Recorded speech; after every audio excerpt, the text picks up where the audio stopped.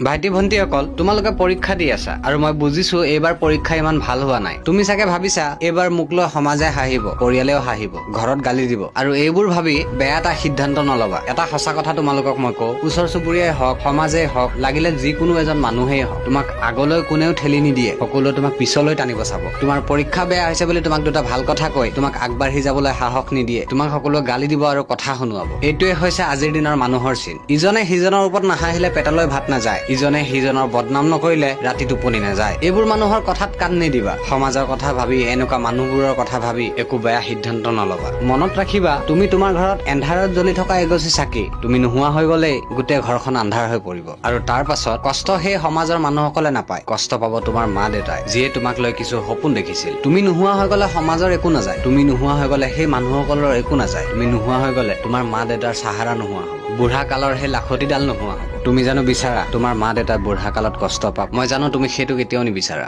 গতিকে যদি পৰীক্ষা বেয়া হৈছে আকৌ দিবা, যদি নিদিয়া কাম কৰিবা, ভাল ভাল কাম কৰিবা, শুদ্ধ পথত থাকি চলিবা, পাৰিলে কাৰোবাক সহায় কৰিবা, নোৱাৰিলে কাৰো ক্ষতি নকৰিবা। সেইটোৱে হ'ব ভাল মনৰ পৰিচয়। কথাটো মনত ৰাখিবা। ধন্যবাদ।